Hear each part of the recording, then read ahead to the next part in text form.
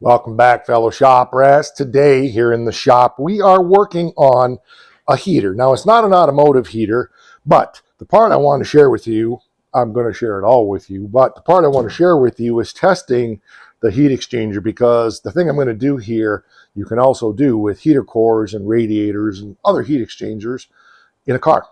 So, let's get after it. I'm Mike, and you're watching My Car Shop.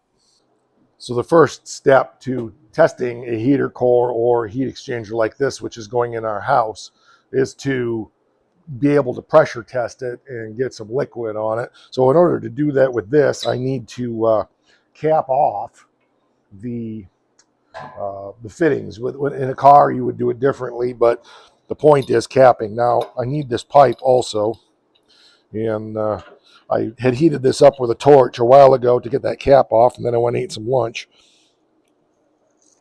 But I don't know if this pipe is going to come out without some heat. It's not. So we got to lather, rinse, and repeat with the heat on this thing to get that out, because it's stucker than a stuck thing.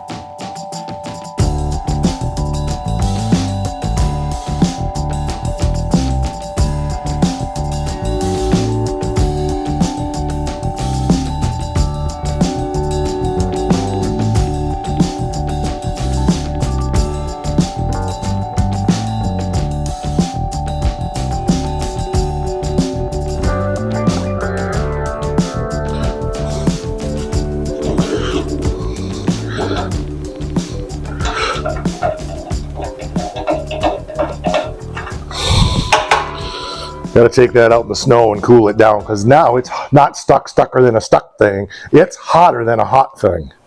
Oh. So I had already set this up to just test fitting it with all of the fittings we need for the pipe. I can't think of what it's called. But anyway, I'll tell you in a minute when I think of it. PEX, there you go. So, but I knew I was going to have to leak test this, so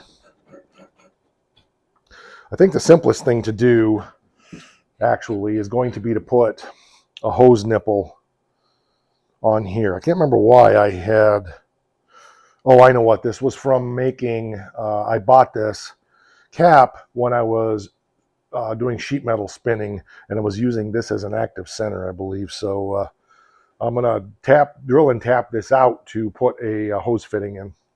You would think that a guy that used to be a fuel pump engineer and worked with a lot of fuel pumps like this cube pump, we had a 2000 pump, we had a 6000 series pump, and they all took 1/4-inch fittings. I should have tons of these, and I had to find that old rattle cube pump. I can't even remember who makes this pump. Can't even remember the model number. It doesn't matter. But anyway, I happened to find one of these kicking around, and got so many electric fuel pumps kicking around. Blah, blah, blah. I don't remember who makes this one. I feel like this was a Walbro design way back in the day, and they sold the engineering design off, but that goes back too far in my memory. Anyway, I got myself a 1/4-inch NPT now. So I looked for, or 1/8-inch NPT. I looked for my 1/4-inch NPT tap. I couldn't find it. Got tons of fittings that are 1/4-inch, but I finally found a fitting that's 1/8, so let's go get her drilled and tapped.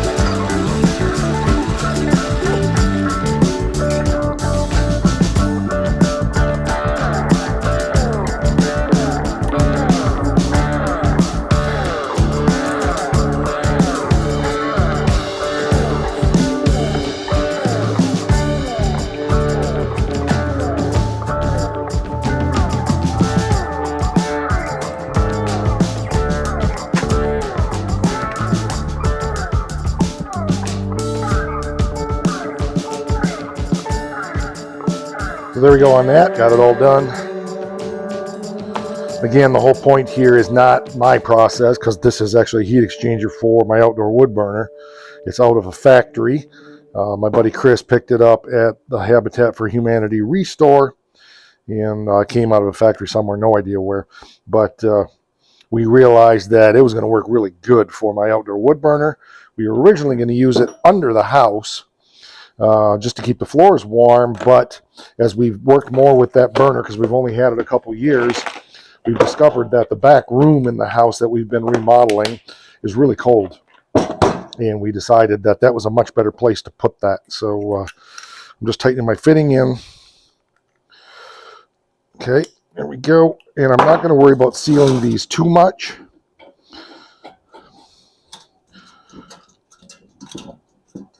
My whole goal here isn't to put high pressure on this, because it's a zero pressure heating system. It just circulates water. So I'm only going to put like 5 pounds, 10 pounds on it. I'm using my handy dandy one that I use for bleeding brakes. I just took the one cap off. I don't know where I put it. I probably lost it, which I hope, because that'll force me to make the cap that I want for that pressure bleed system. But I'm using the same regulator and stuff, so I'm going to go get my air and we'll get her going.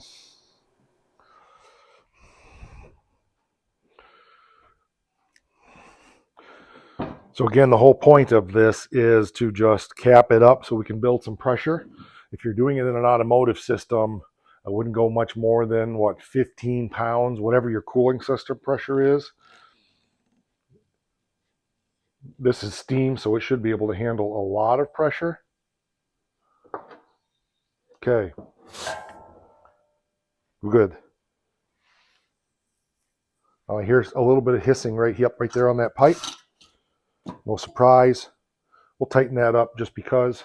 But I'm up to, I was up to 40 pounds. So I didn't intend to go quite that much, but it was fine. Obviously, we don't have any obvious leaks. Obviously, let's say obvious 6 more times. I'm going to tighten this pipe up just a little bit. Yeah, the only leak we had was just right here where this pipe goes into the exchanger, and I didn't seal that with Dum Dum or anything. So let's turn it up again.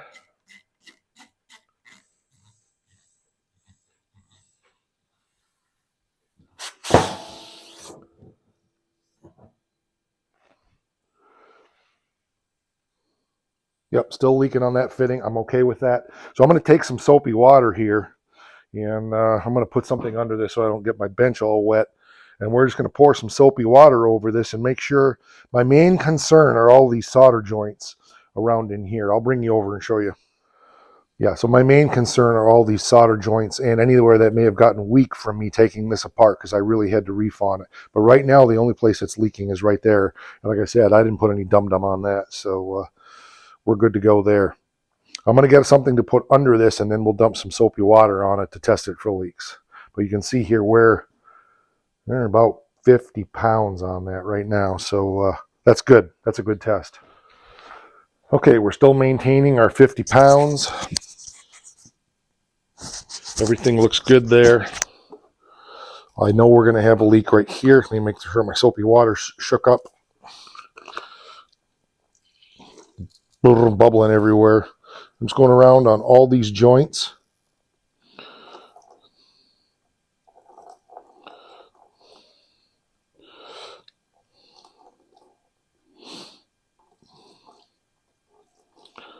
Everything looks really good.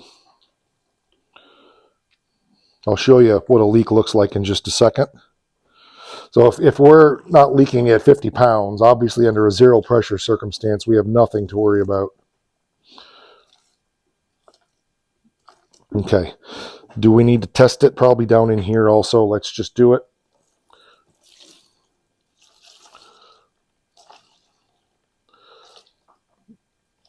Okay, everything looks good. I don't see any bubbling, and believe me, you would see it if it was there.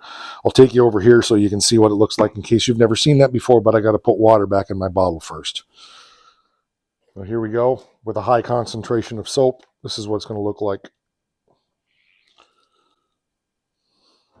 So you can see how much that bubbles up there. Big time. So leaks would be obvious, and we have none anywhere else. I had none of that bubbling anywhere. A little bit on that end. Of course, we expect that because, again, it's where I threaded it in. So, yeah, we're good. I love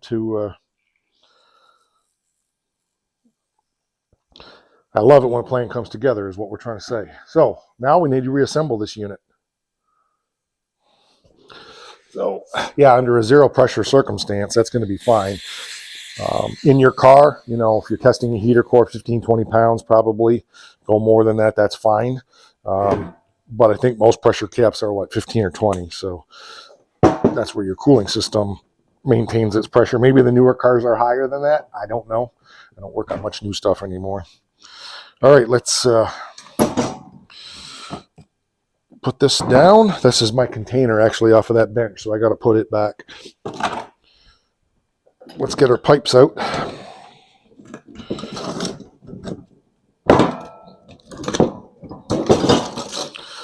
Save these for another project for another day.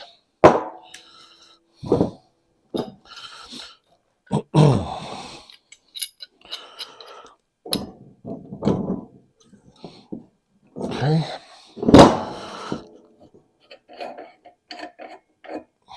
That one stays on there.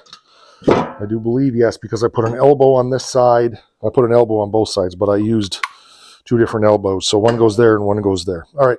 So let's get this out of the way and get some of this stuff put away, and then we will start reassembling this Modine industrial heater. This is I looked it up. What is it? Can't remember the BTUs on this. 18,000 BTU, I'm pretty sure. I can look up the model number and I can tell you real quick. Yes, it's a model HS18SO1, and model HS18 means it's an 18,000 BTU unit. So it'll do a really nice job in that back room on the house, heating everything up. I've already gone through and gave this all a patina treatment. I'm going to get a towel down here just so I'm not getting everything wet, but I clear coated.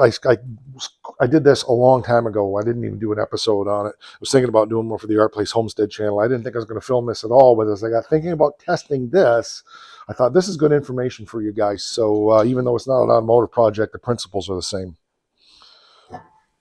Okay, so our heat exchanger goes in here, I believe. Figure out where the heck I put it. Okay, and which is top and which is bottom? That's a good question. Does it matter? Guess I'm not sure.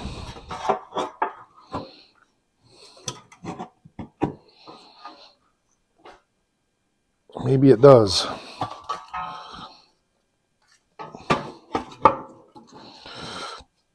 Yeah, that looks better. Okay. And then let's see. Yeah, well, let's see if I don't think there's anything else goes in there. If there is, we'll take it apart. Okay, that goes in there, and that goes in there, and that goes in there.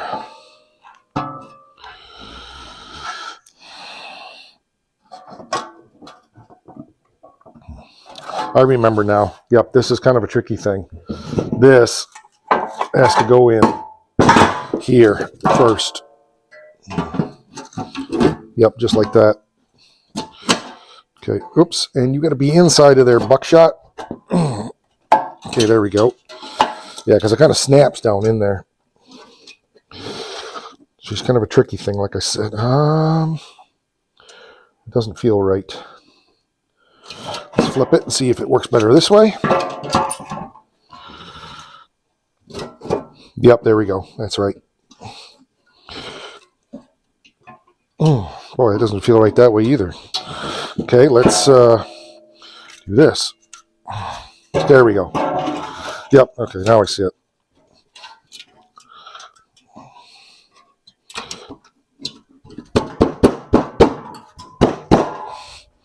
Okay, I'm going to get a soft tap hammer. Oof, don't want to tap on that. And we need to go that way a little bit. We're hitting on the case just a little teeny bit. Yep, everything's off. Okay, let's pull her back up if we can. Yeah, all right, we got to be careful. We don't want to cause a problem. We'll have to leak test this again when we're done. Let me get a couple tools. There we go on that. Got it in there. So then this cover goes inside like that. Make sure that I got it. Yep, our lettering lines up. Everything's good.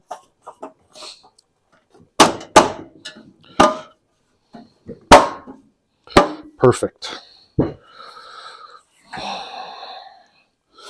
So the fan goes on the back, and then the other part that's tricky is these go on the front.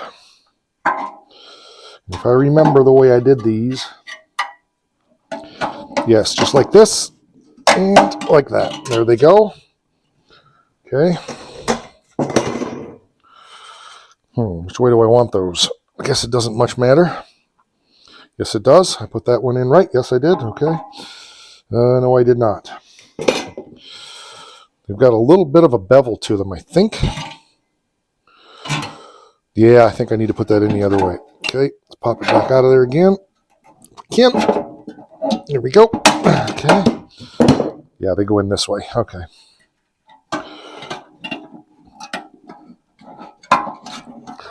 Tricky, tricky.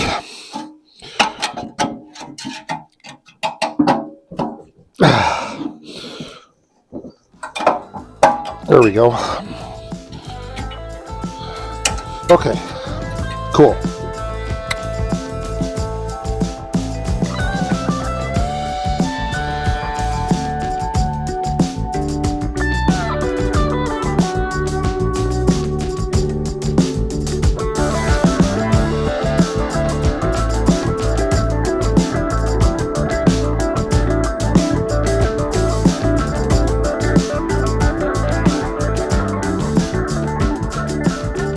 So the next thing I feel like needs to happen here, besides, I need to adjust this fan down. It's a little high. I think it just needs to be a little bit lower than that. I just ballparked it based upon where it was before, but that doesn't mean where it was before was right. So hopefully we can get this out of here. Yeah, I should have tested it before, but I didn't. So okay, there she goes. Yeah, I feel like the back edge of the blades should be right even with the top of the case here now. So that's pretty good. That's what my fluid dynamics engineer in me says. So that we're making maximum usage of the lips and the shroud there. Okay, let's see what that feels like. We'll turn it on, which means I'm just going to get an extension cord and plug these in, and we'll see what we got. It's a cool little heater. I love this thing. Alrighty, let's turn her on here. We're doing a very safe thing. I'm just going to plug this straight into the electrical.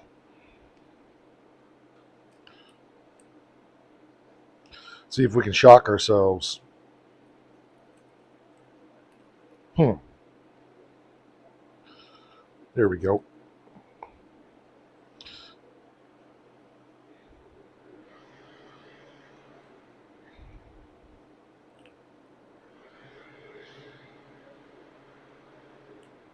Trying to feel if there's any extra blow by here.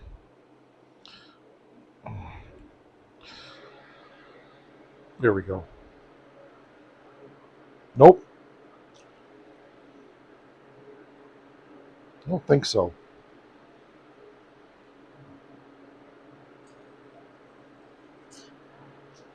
One easy way to tell. We'll get a piece of paper.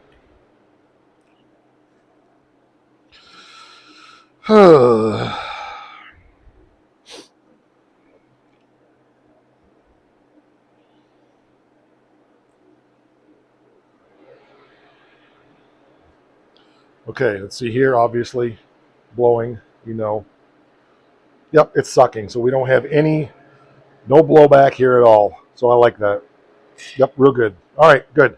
So I have that fan adjusted properly. The air's moving in so hard, it's hard to tell. But, yep, real good. It'll be a nice heat source in the back room for sure. Just gonna let that run for a little bit while we're wrapping up here. So the next steps on this are we need to get these fittings on there, obviously, but I need to manufacture some brackets off of this to mount a plate back here to mount this to the wall. I need to do some thinking on how I'm going to do that. So I'm not going to do that today. I'm going to stop this episode here. I don't know if I'll share that with you or not. My point in this was sharing the test process on the heat exchanger because you could do the same thing with a heater core. Yeah, so hopefully the heat exchanger in this isn't plugged up at all. I don't think it is. I flushed it and so forth, but if it is, we can always take it back out, take it up and get it done. But I flushed it out pretty good a long time ago, so I think we're okay on that. So yeah, it's nice. It blows. Well, I think that's going to do it for this one. I appreciate you being here. I've got to put my electrical box on the corner of this up here, get my wiring run in there and all that, but I'm not going to do that yet. Like I said, I got to figure out my bracketry, how I'm going to make something that goes on here, comes back about a foot, and then a plate that we can run a couple of lags through to put this on the wall. I think I'm going to make it so that it pivots. So I got a little bit of engineering to do. It shouldn't be hard, but I want to take some time and just think about how I'm going to do that. If I'm going to make it out of steel, if I'm going to make it out of aluminum, I don't think I'm going to make it out of wood. So anyway, I appreciate you being here. As always, if you're not familiar with the channel, it's about spending the day here in the shop working on whatever I happen to be working on that day. Today it was this. We've got really cold temperatures. We're in the middle of a blizzard. I've still got to go blow snow yet today, but I promised Becky I would get this done soon. So it's one step closer, and I appreciate you being here. Thanks. We'll catch you on the next one. Rah!